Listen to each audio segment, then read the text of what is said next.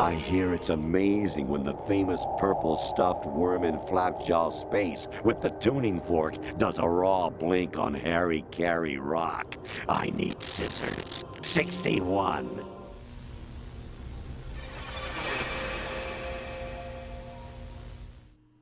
It's 2001. Hideo Kojima drops a bombshell on the gaming world with Metal Gear Solid 2 Sons of Liberty. A game that just didn't push the PlayStation to its limits, but shattered player expectations in ways no one saw coming. From its cinematic presentation to its infamous bait and switch protagonist, MGS2 wasn't just a sequel, it was a bold statement on the information, identity and control wrapped inside one of the most ambitious stealth action titles ever made. We're diving back into this masterpiece of deception to see how it redefined what gaming is and what games could say, and how its message feels more relevant than ever. Sons of Liberty wasn't just a game, it was an early warning sign of things to come, which in 2025 was one hell of a prediction, given the political and societal landscape and situation we're all living in. The world Kojima and Konami prophesized with the work of MGS2's narrative is here, and I'm not sure it's a good thing. Remember, this was just 2 years after the groundbreaking Metal Gear Solid for PS1. It was the perfect time for Hideo Kojima and Konami to release a sequel, hot off the press of the successes of Snake's first 3D adventure. As we mentioned, it looks like a straightforward sequel about Solid Snake, turned into one of the most ambitious and polarizing games of its era. A postmodern deconstruction of sequels, player expectations, and even the nature of information and the digital future we were verging on during his release. Today, we're looking back at the story, back at the gameplay, and the lasting MGS2 impact that has had a massive shift onto gaming culture and its fanbase. Welcome to the MGS2 retrospective. That new world is yours to live in, not as a snake, but as a man.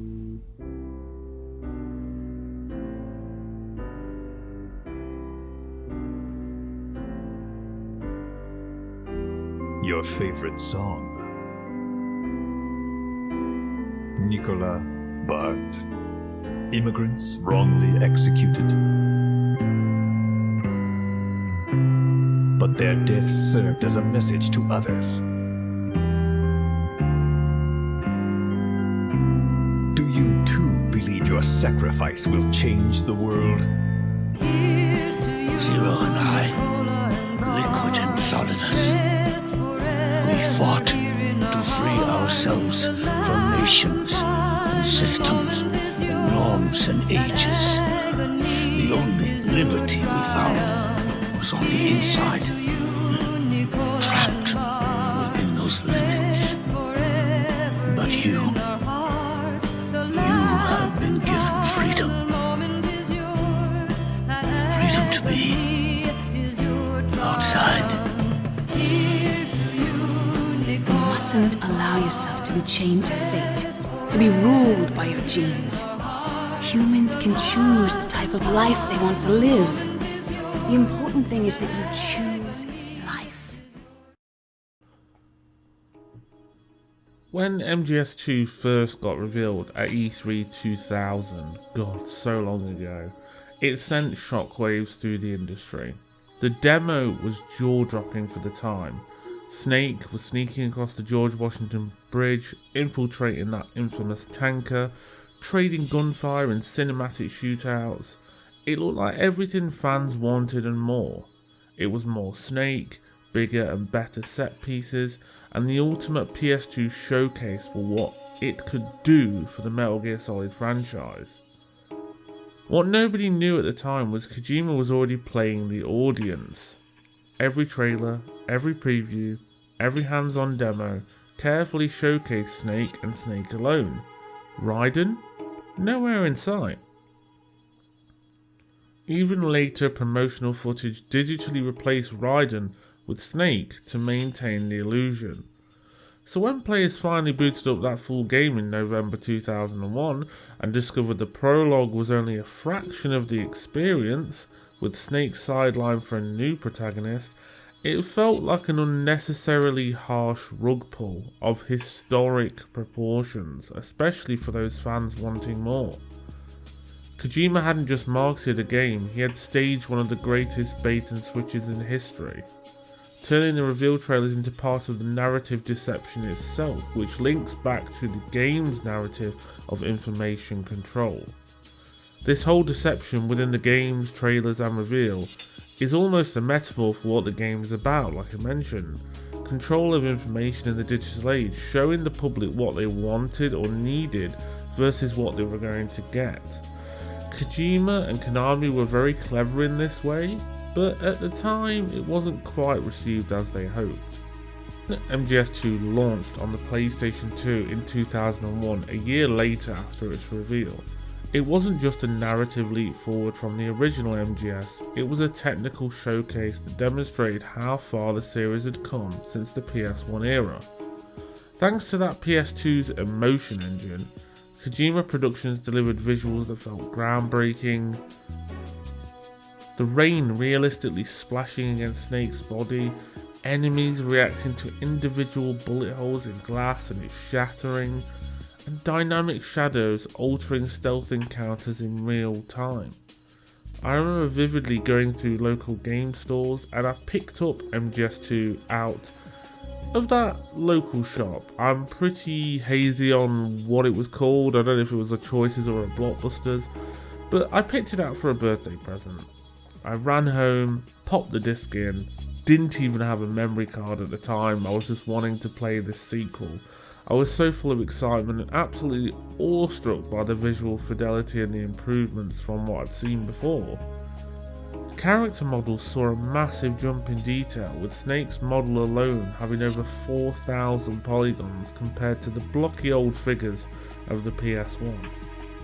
On top of that, the game ran at a remarkably smooth at 60 frames per second, letting in advanced AI behaviours, physics-driven interactions, and seamless transitions between gameplay and the cutscenes feel totally effortless.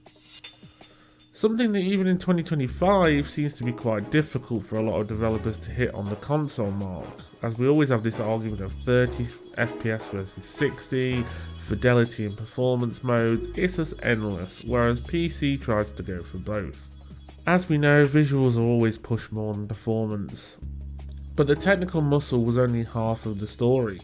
Kojima used it to craft one of the most cinematic presentations gaming had ever seen. The camera direction alone was heavily borrowed from Hollywood action thrillers, with dramatic pans and tight framing, amplifying tension during those infiltration scenes. And we all know Kojima is a massive cinephile. He is obsessed with Hollywood, as we can see with Death Stranding. It was leaps and bounds ahead of its predecessor, MGS1. Every codec call was staged like a dialogue-driven drama, with motion capture and performances from professional voice actors returning, giving those characters unprecedented realism for 2001. People like David Hayter returned, Christopher Randolph, our favourite Snake and Otacon, and there was a host of characters that did return, and a lot of new ones. They moved from the sprite-driven imagery to full models rendered with the dialogue. Even the game's infamous lengthy cutscenes felt like a deliberate stylistic choice, blending film and interactive media in no other way of like this title could do in the past. MGS1 might have been revolutionary, but this improved on that revolution. Raiden especially and the other soldiers had action straight out of the Matrix. It was just insane to see. And if you look at the game Twin Snakes, which is a remake of the first game, you can see how he kind of went batshit crazy with this. Together, these advances made MGS2 not just a game that looked better than its predecessor, but one felt like a cinematic presentation brought to life for the PS2, and that played a hell of a lot better with more immersion. Again, This changed the landscape of gaming just like MGS1 had a few years earlier. However, as we have mentioned, Kojima had that trick up his sleeve. Every trailer, every hands-on demo showcased Snake exclusively. Carefully hiding Raiden and the game's structure, fans quickly realised they'd been misled when the full game shipped. With Raiden taking over the majority of the adventure, a lot of fans were not happy. Forum posts, especially on stuff like Game FAQ, erupted with outrage, ranging from confusion over did they get the wrong copy, is this like a spoof game, or even trying to sue Konami because of the marketing mislead. It was false advertising. The bait and switch wasn't just a narrative twist, it was a marketing stunt that became part of the MGS2 legend, leaving players exhilarated, frustrated, and undeniably hooked. But this all fed back as a metaphor for what the game was trying to do and say. And this is where Raiden enters the spotlight. The shock of Snake's absence wasn't just a marketing stunt, it was an intentional narrative device. By putting players in the boots of a rookie operative, Kojima forced us to experience the legend of Solid Snake through a new perspective, feeling both awe and uncertainty. We didn't know what was going on. When I first bought this game and I played through that tanker chapter, I was like, yes, Snake returns, this is amazing, everything's better. And then you see Colonel Campbell come back, you see a different voice, a skinnier guy, long blonde hair, who is this guy? And then you see little flickers of obviously David Hayter returning as Snake throughout the game, and we now have Snake Tales, which is obviously part of the Substance version of MGS2. There was just so much to it, but I was personally really disappointed back in the day and hated it, but I've come to love it and understand what Kojima was going for.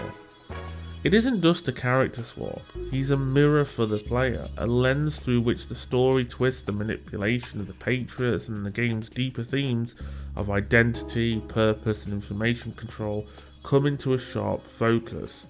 The controversy at launch only amplified the impact, turning Raiden into one of the most talked about and polarising protagonists in gaming history. And he was voiced by the amazing Quinton Flynn, which, side note, I've actually met the guy at a Comic-Con once and he was a lovely dude. But anyway, I digress. Let's get into the actual plot itself and discuss all the twists and turns so you can understand where I'm coming from.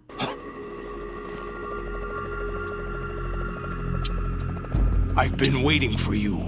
A messenger from the Patriots. Where do I know him from? So you're the boss around here? No, not just around here. I'm the boss to surpass Big Boss himself.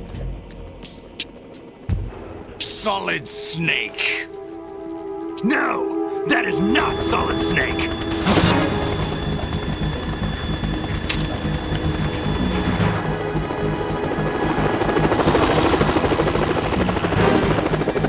Pleasant surprise, brother. Save it.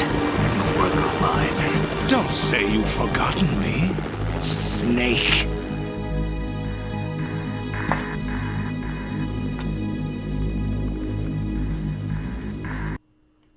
So, let's relive this story. Now, the game opens up in 2007, focusing on Solid Snake, now working with Otacon as part of the NGO philanthropy. The original prologue mission was to prove that the US military is secretly developing Metal Gear, despite promises to the contrary. Very naughty boys. Now, you the player and Snake infiltrate this marine tanker on the Hudson River in the middle of a diabolical storm, but everything looks so damn cool. Now, the gameplay here reintroduces stealth mechanics as well as sneaking along the corridors, using that new first person aiming to neutralise the guards as well as the tranquilizer rounds. And not to mention photographing evidence for Otacon or some silly snaps. Now, the codec calls between Snake and Otacon provide both mission intel and comedic banter about technology, anime discussions, silly little throwbacks. You know what to expect from the codec calls, and they're definitely a big core of the game that I love. But Otacon is there obviously to provide some support, shall we say. Now as you're navigating about the tanker and getting used to the new game, the new controls, the new visuals, the first major boss or kind of confrontation you'll come across is the duel with Olga Galukovich, the daughter of the Russian colonel Sergei Galukovich, who's just took over the tanker. It's the first boss fight, I said, and it teaches players mechanics of the tranquilizer and headshots and cover shooting, and even the fact that you can interact with environments by popping out the spotlight, hitting the tarp, all that kind of stuff. Now once you defeat her, you will actually get a SOCOM pistol, so you have a lethal option, and this does provide the ability to destroy the Semtex control panels, shoot things you couldn't quite before, and even get dog tags off guards that are a bit resistant. But the next part of the mission is obviously get to Metal Gear Ray. Now this is an amphibious design, very different from Rex, and it's built to counter the growing number of rogue Metal Gears that have happened in the 2 years since the Shadow Moses incident. So Snake's purpose in this mission is to basically get the proof. So we're going to head down to the holds, and during this period you'll come across different segments of gameplay like a shootout in a corridor, much more sneaking, a little Easter egg featuring Vulcan Raven. There's a lot to see and do here, and I don't want to do a by the numbers here, there and everywhere step by step of the plot. This is just a brief overview. But like I said, when you get down to those holds, you see the Marines, they're giving the speech, and your mission at that point is just to get through those holes and take those pictures. Now as you navigate around, you have to be very careful to avoid the guards, not make too much noise, obviously not run in front of the projector. There's a lot of silly stuff going on there as well. You can see a soldier wearing Dusty's boxers, and there's little things you can do here or there, Easter eggs. Definitely replayable. But once you reach the final hold, you can actually photograph Ray from different angles, and during this period you go and give those photos over to a control panel that Otacon wants you to go to. Now once that is done, the ceremony, the speech all wraps up and all is revealed. Ocelot betrays everyone, his body convulses, his voice shifts, he becomes essentially Liquid Snake in ghostly form.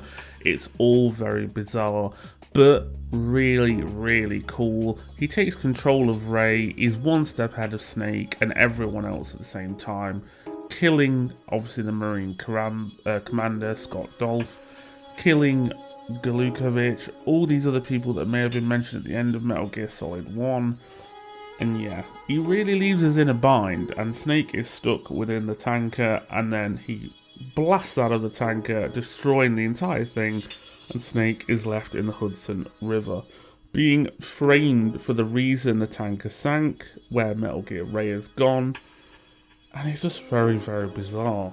And the whole reason that Ocelot is convulsing and having these weird moments is he's actually got the transplanted arm of Liquid on him from where he lost his arm. But this entire prologue is a big misdirection, as we've already mentioned, so let's get on to the meat of the game. No problems. Proceeding as planned, sir.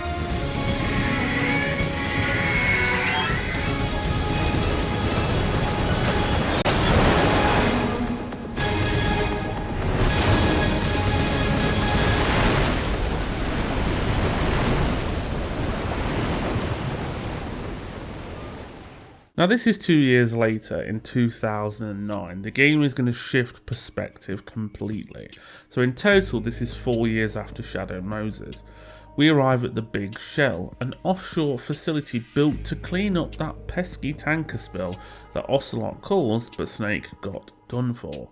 And it's been seized by a terrorist group naming themselves the Sons of Liberty. They've taken the US president hostage, and a new Foxhound operative, Raiden, is sent in alone. This is where players can take control of Raiden. Unlike Snake, Raiden is a rookie, trained almost entirely through VR simulations. Over codec, he's guided by Colonel Campbell, a very familiar face, and his girlfriend Rose, which often veers into a personal conversation asking about their relationships. So you've got the professional, instructional side from the Colonel, and the more poignant, relationship and loving side from Rose, who also saves your game. And it immediately contrasts him with Snake, because he's inexperienced, he's awkward, he's constantly questioning himself. And as he infiltrates, the first plant strut is A. Now you use a lot of familiar stealth mechanics here, sneaking past guards, choking them out, hiding in lockers, and managing to avoid enemy patrol route. But you soon learn more about the terrorists. When Raiden gets over to strut B, soon he learns more about the terrorists. They're supported by a rogue military unit, Dead Cell. Hostages are held in strut B, and there Raiden meets with Peter Stillman, an NYPD bomb disposal expert who becomes his ally over codec. Now this is just after meeting a mysterious Pliskin character and a vampire-like guy. It's all very bizarre. But Stillman warns that Dead Cell's member Fat Man is a genius bomb maker, and he's planted explosives across the facility.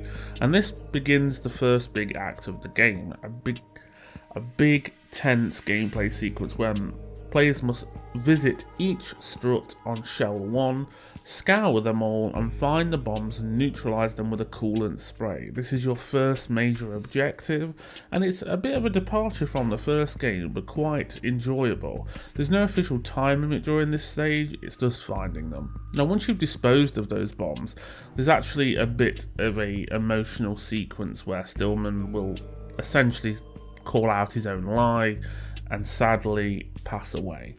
Now, I don't want to go into too many spoilers with this story recap, so I'm going to kind of skip between things, but this is a game you need to play if you've not already played it, so make sure you do. But like I said, Fat Man becomes Raiden's first major boss fight, and on the roof of Strut E, Fat Man skates around the arena planting bombs while he's shooting at Raiden. It's absolutely ridiculous. I don't know what Kojima was thinking here, but it's honestly so funny. The fight does force the player to juggle shooting Fat Man while he's disarming the explosives, and this is kind of like an almost militaristic dance. It's so bizarre, but it's quite a well done boss fight, and it's kind of reminiscent of Vulcan Raven. Now once he's defeated, Fat Man dies dramatically, claiming Raiden was merely a pawn in a much larger game, something we're going to see of a lot more. During this time as well, you will also come across Vamp and Fortune, other members of Dead Cell that are starting to be a bit familiar with the Foxhound squad from Metal Gear Solid 1. You'll start seeing these similarities, and it kind of brings back nostalgia. Now Fortune is cursed with Lady Luck. She cannot be hit. Her father was killed, obviously Scott Dolph, which was the tanker incident, so it starts linking back to families, and it's just one big kind of coincidence from the player's point of view at this point. But yeah, everything to do with all of the Dead Cell members is quite interesting. And like I said, we had Iroquois Pliskin joining Raiden. Now you're immediately going to know who this person is, but Raiden doesn't realise it, and maybe new players won't realise it either. But yes, he is Solid Snake, and investigating Ocelot and the Patriots, that's how Snake gets there. Now Snake does mentor Raiden throughout the entire mission. He's very skeptical of Raiden and his reliance on codec and the VR training, and together they go through certain aspects of the story, but there's always that kind of like tenseness between them. Now after we've dealt with the bomb issue, we need to get to the president. Now that getting to the president is quite a lengthy process. We need to find aims first, which means a disguise is needed. We need to go to the centre of the shell.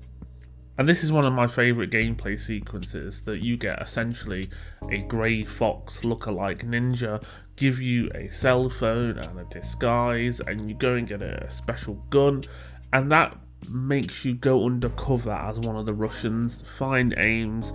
Then he deals with like a weird fox die situation. It's utterly bizarre, all these coincidences. You've got Ocelot and this mysterious Solidus, as well as this Harrier situation. The game is just non-stop. It is so different to the first game, but also so familiar. And as the player progresses and learns more and more, we even come across Ottocon's sister, Emma Emmerich, who is actually involved with Arsenal Gear, which is a secret project that the Big Shell is covering up, and the true kind of objective of the terrorists, and we lose her, and we finally kill Vamp. There is just so much going on here. And it's very hard to understand the plot beat by beat, trust me. Even as a kid, I was really struggling, and replaying it for this video, there's still things I don't fully understand. But ultimately, we arrive on Arsenal Gear after Snake and the ninja sort of betray us, and we end up with a very awkward situation where Raiden is totally naked, which, again, as a kid, was utterly bizarre. He's tougher than he looks. Consider it done. Now, how do we open this thing?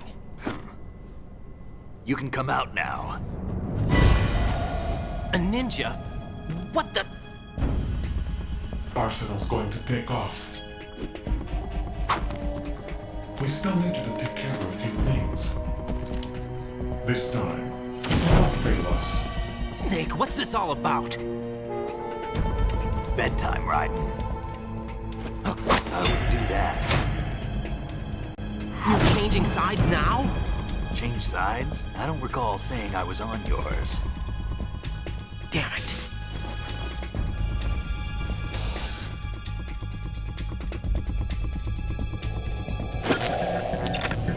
You! Ready for some shut-eye?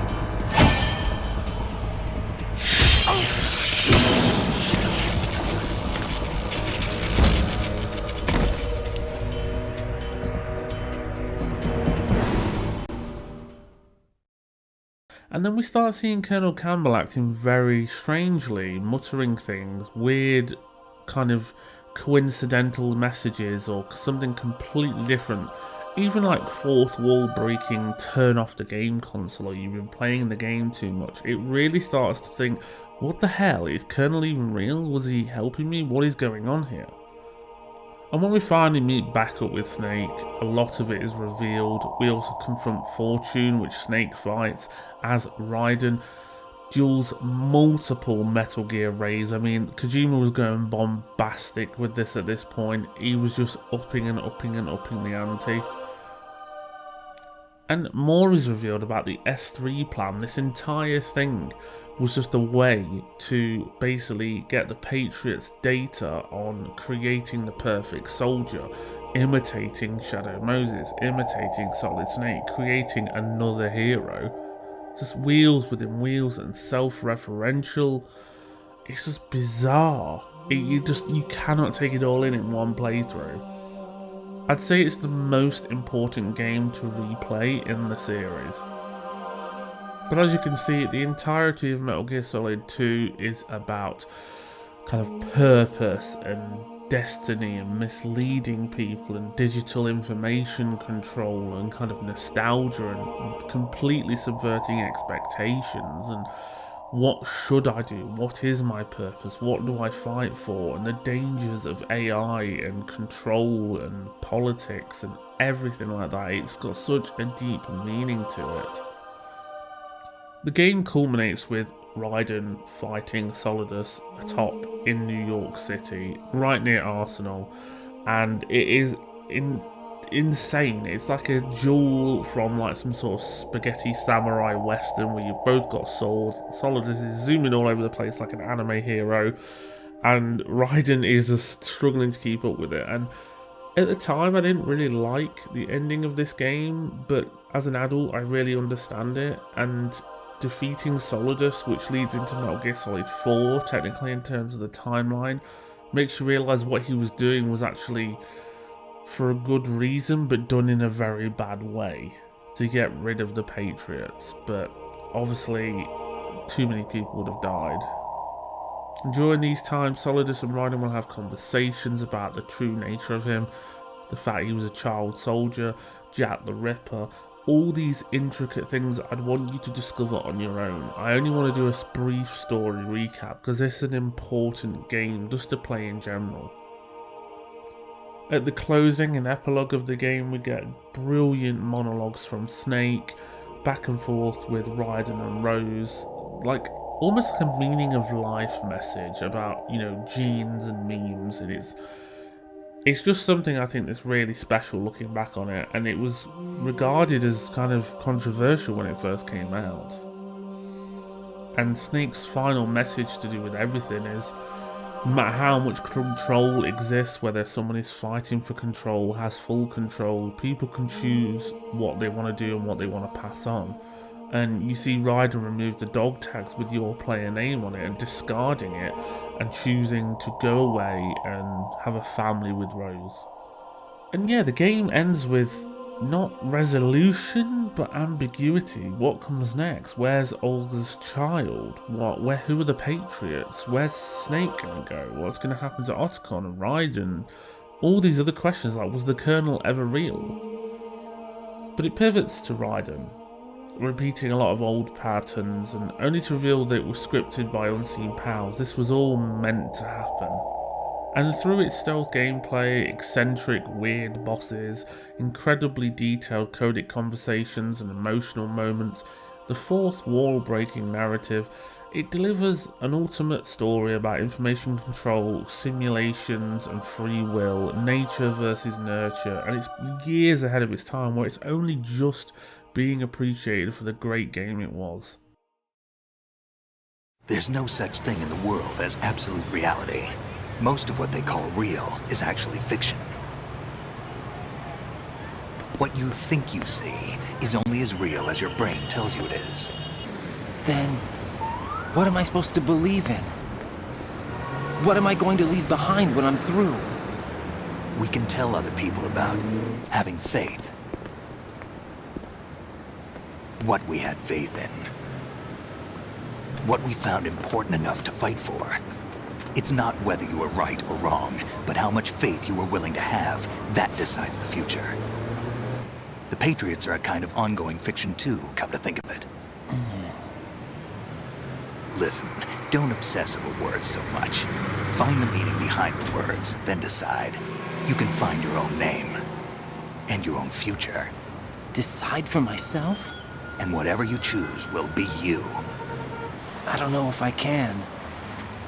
I know you didn't have much in terms of choices this time. But everything you felt, thought about during this mission is yours. And what you decide to do with them is your choice. You mean start over? Yeah, a clean slate, a new name, new memories. Choose your own legacy. It's for you to decide. It's up to you. MGS2 was not just a true reinvention of its story, but also in its gameplay. Hideo Kojima and his team didn't simply port the design philosophy over from the original MGS1 on PS1 and then put it onto stronger hardware with the PS2. Instead, they rebuilt the experience from the ground up with all their ideas in mind, expanding every system and layering details to every single part of the game to make the world and the play feel more rich, more alive, and far more unpredictable. If the first game on PlayStation was a bold proof of concept for tactical espionage action, the second was a full realisation of the promise Hideo saw in his insane brain. One of the most immediate changes we saw in terms of its gameplay is how the players interact and see the world. The first game relied heavily on fixed overhead cameras, almost like Resident Evil, which was a massive limitation of the PS1 that often forced you to creep forward just to see what lay ahead, and sometimes just stumbled in game design, causing problems for the players. MGS2 shattered that barrier with its introduction of a first-person view. At the press of a button, Snake, or later Raiden in the game, could snap into their own perspective, peek around corners, line up precise shots, see what's going on in front of them, even hold up guards. It was a simple addition that transformed stealth from a game of trial and error into one of planning and immersion. For the first time, the world of Metal Gear wasn't just something you moved through, it was something you could see through the character's eyes and interact with in your own way and just mess around with. It added so much to the moment-to-moment gameplay. Stealth became more about choice and planning, something that MGS3 later evolved even more. That first-person perspective though, it really redefined the combat. In MGS1, gunplay was functional but bare bones. You locked onto an enemy, fired in bursts and hoped for the best. The sequel gave players far more agency. Now you could aim freely, targeting limbs, radios, helmets and precision. Like I said, you could hold enemies up at gunpoint, threatening them until they dropped items or dog tags. For the first time, the series gave players psychological power as well as physical firepower, turning encounters into tense standoffs rather than simply exchange of bullets. You could go real psycho with torturing guards by shooting limbs and seeing them struggle, watching them bleed out, limp away, struggle to get out of the situation, and some people may be using tranq rounds in places you shouldn't. Stealth itself became more expressive. In MGS1, hiding largely meant sticking to the shadows, staying out of the sight cones of the enemy on the radar. MGS2 pushed this further, giving players new ways to manipulate the environment and control their presence within it. Lockers were a big addition and could be used as hiding spots or improvised holding cells for unconscious guards you've knocked out and hidden away. Lights could be shot out to create makeshift cover or give the player an advantage or a disadvantage to the enemy. Bodies could be dragged away to array evidence of the infiltration, chucking them off the tanker or off the side of the plant. And crucially, the enemy AI was smarter than ever. Guards now worked out as a team, communicating by radio. It wasn't an instant alert all the time, they'd have to radio it in. So they'd investigate footprints or noises. And even in calling reinforcements with riot shields or gas masks, a bit like a wanted system like in GTA, things would get harder. They would sweep areas you were seen to find you, showing intrusion views in the radar screen, adding so much more reactive gameplay and replay value to specific segments. You'd purposely get yourself killed just to replay an area. Where the first game often felt like memorising predictable patrols, the second felt alive, dynamic and constantly one mistake away from spiralling out of control. And the difficulties that the game presented also changed these patrols and how the enemies did damage and how many enemies they were and if you'd get game over for being seen. There was so much to it. Which, trust me being seen or being killed in this game happened a lot. All through this as well, you've got the new movement and the new movement options that reinforce the sense of fluidity for the gameplay. Snake and Raiden could dive, roll and hang from ledges, or crouch walk against walls, turning the environment into a playground for stealth improvisation, peeking around corners, leaning while in cover, even crawling under small spaces, and guards would see if you went under there and even attempt to kill you, throw grenades into the actual air ducts you hid in. All of it expanded the vocabulary for the player for stealth, and it went far beyond what was possible on the PS1, reaching the limits of the PS2. Each encounter became less about rigidly following a plan and more about adapting to the moment, giving players more agency. There's more choice, more freedom, and like I said, it pushed the PS2 to its limits, and there was a lot of things Kojima and Konami couldn't really do to limitations, but more on that later. Where is it? Somewhere in this area. Don't worry, it's very close by. Where is it? Go ahead, shoot me, I'm already dead. Damn! Think you can find it?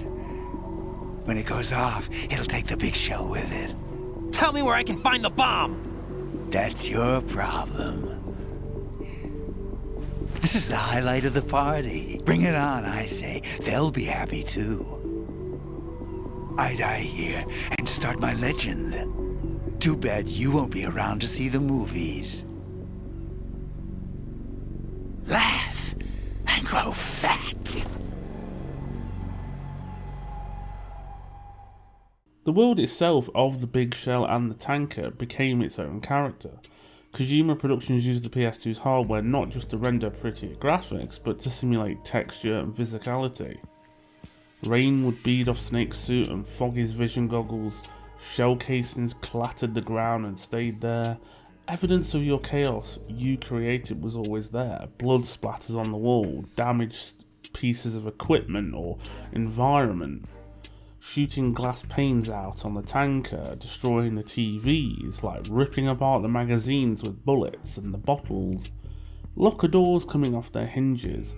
It may seem all inconsequential bits of detail that made the world feel real, but they came in such a way that when you put them together, it really made you feel the world was like a real place.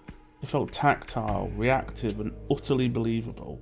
All of this helped the player engage in combat, sneaking, and messing around when he wasn't fully engaged with the story. And during your gameplay, you're going to come across the Kodak conversations, which also evolved. Visually, they looked completely different. On the PS1, the characters appeared as static portraits that occasionally changed motion, and this was all over a greenish screen. In MGS2, they were fully rendered, animated models, their faces shifting subtly as they spoke, fully voice acted and lip synced. Combined with the cinematic direction of the cutscenes, it made the entire presentation feel like a leap forward in storytelling, drawing players deeper into the narrative without sacrificing the tension of the gameplay. And we're not even talking about the silly conversations, the Easter eggs, the more weird and wonderful things, or lore tidbits that you'd have a discussion with characters via the codec.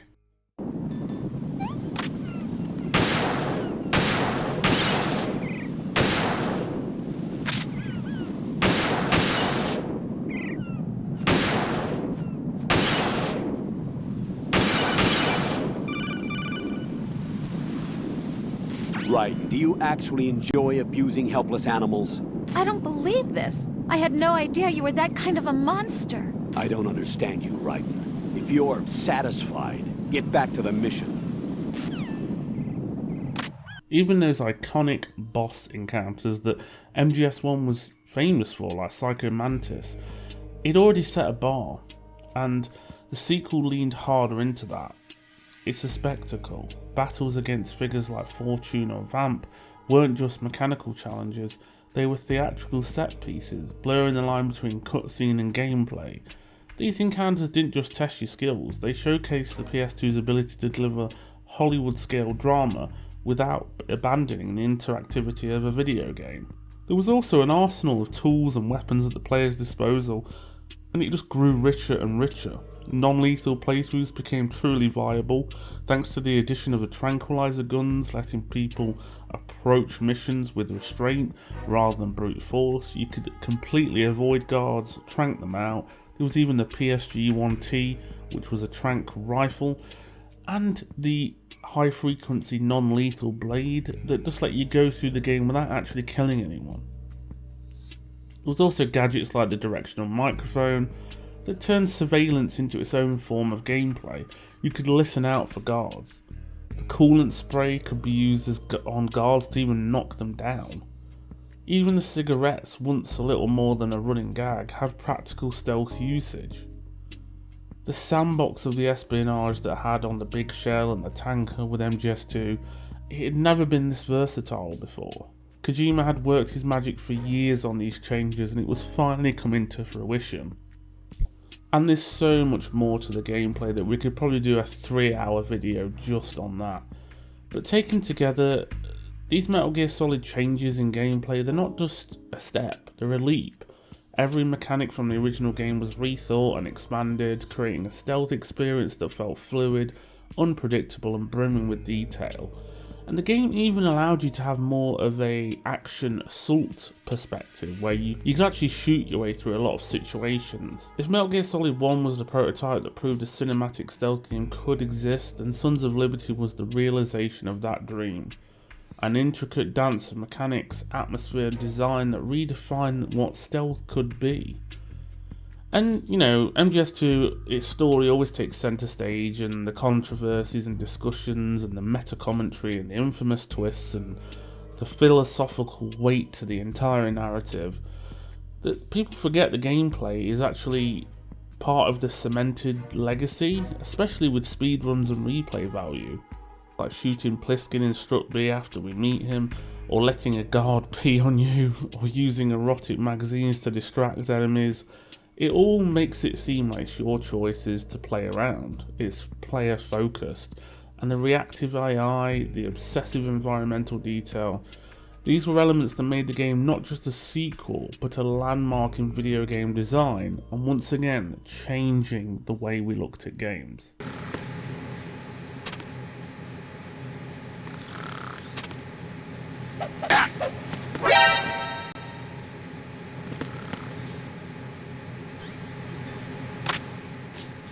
Think you can shoot that thing?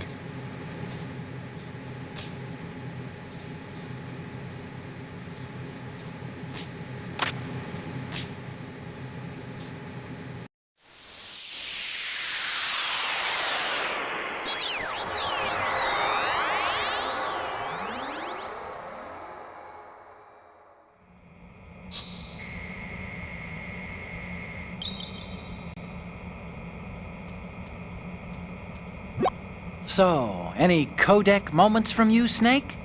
The first one I'm seeing is... Oh my god, bro. Oh, hell no, man. What the fuck, man? One thing we haven't touched on yet, and what I feel makes the Metal Gear series great and endlessly fascinating, especially MGS2, isn't just what players get out of it, but it's also what they didn't.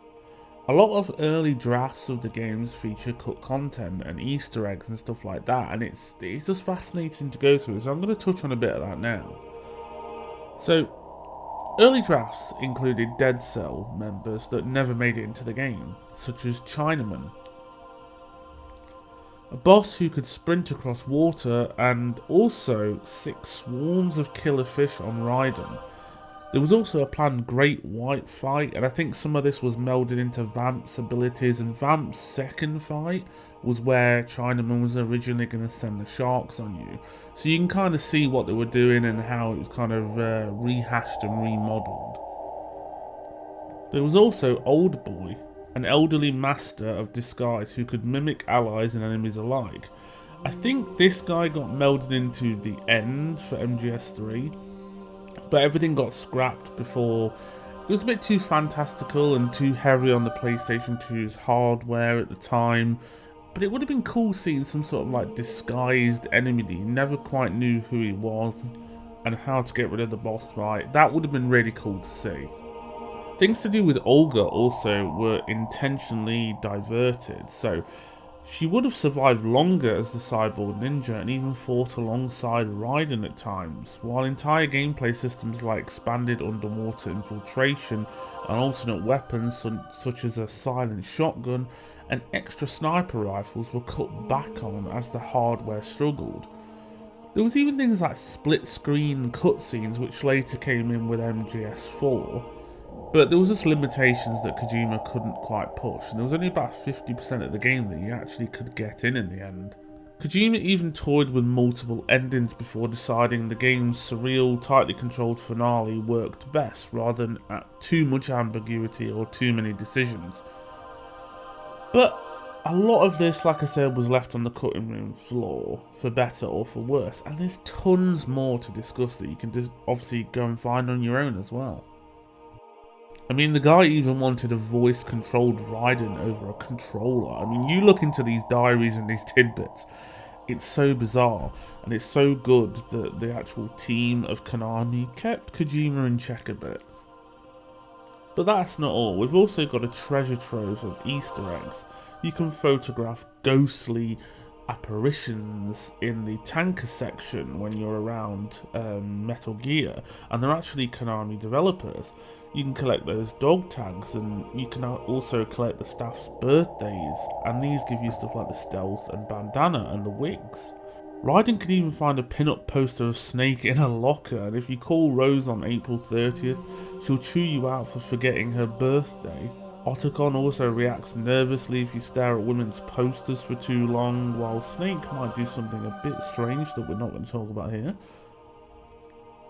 And if Snake gets a cold in the tanker chapter, he'll actually alert the guards by sneezing.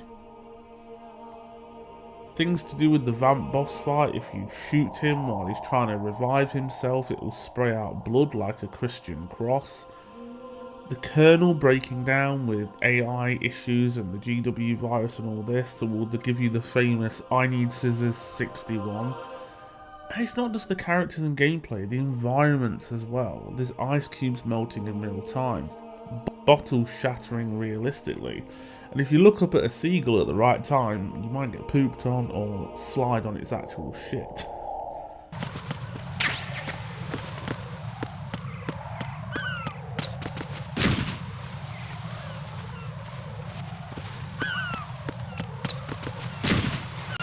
I mean, Raiden somersaulting naked around the big shell, you know, in Arsenal gear is enough to really show you that this game's reality is a bit bizarre.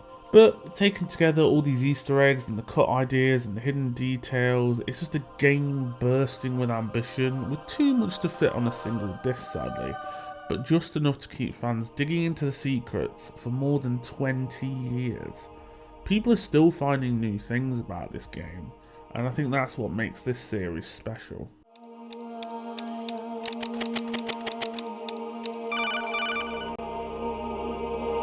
Raiden, turn the game console off right now. What did you say?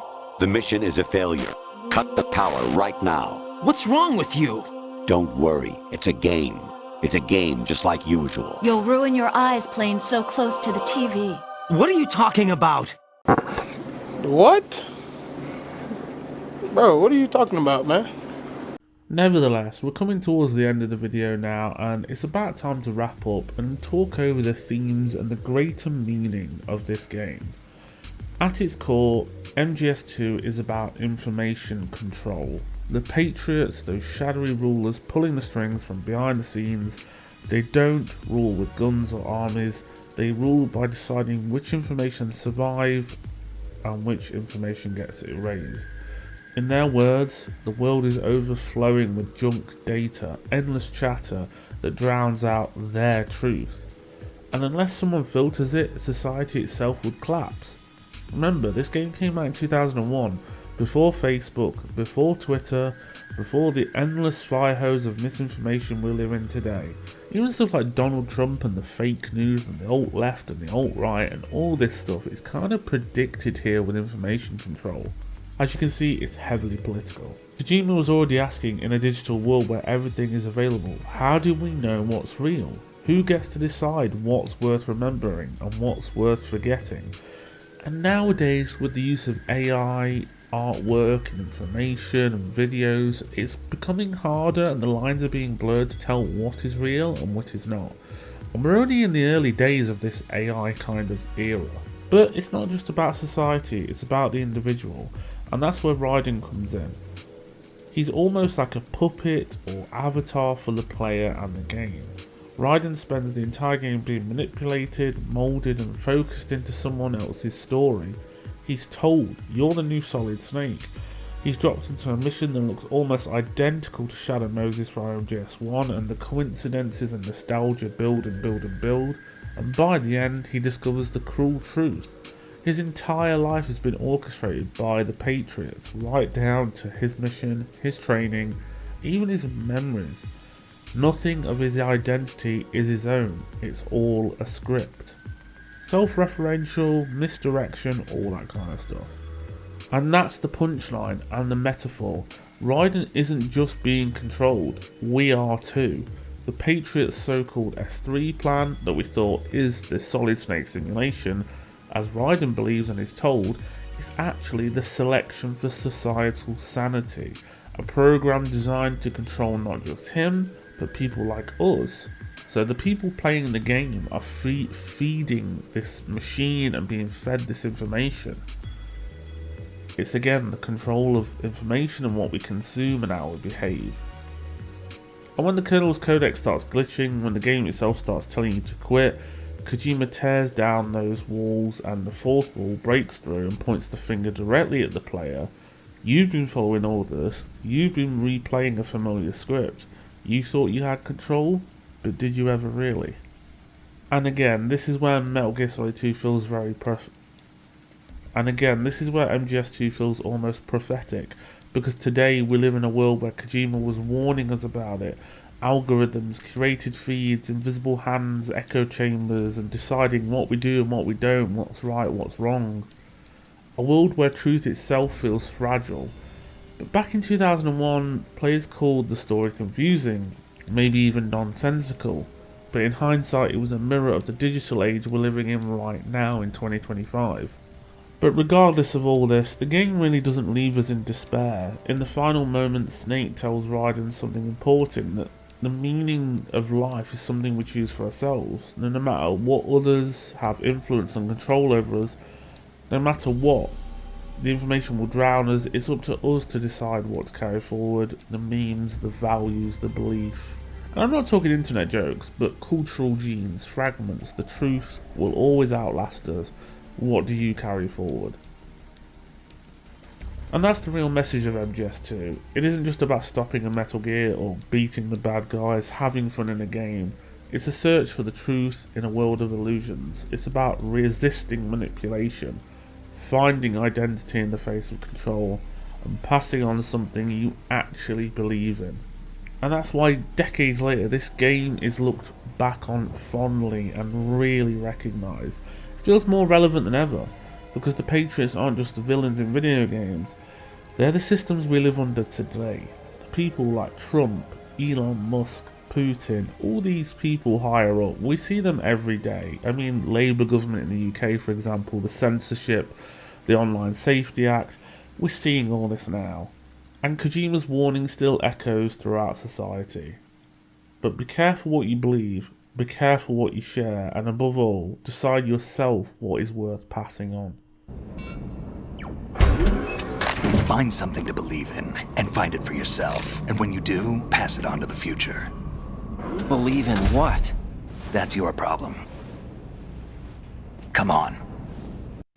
So there we have it, guys. MGS2 retrospective done and dusted just before we got our hands on Delta.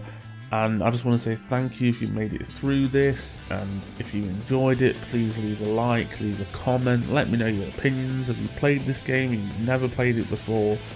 What do you think about this overall experience as a game, as my video of the series? I'm going to continue to do more retrospectives, especially on Metal Gear Solid. And like I said, if you made it to the end of the video, comment lalilulilo and you'll know what that means if you've played the game. I really do appreciate everyone sticking with me during my hiatus, and yeah, we're back rock and rolling, we're back on the channel, and hopefully I don't go anywhere again. So thank you for still being with me, and thank you for believing in me. I'll see you all guys very soon. Bye bye.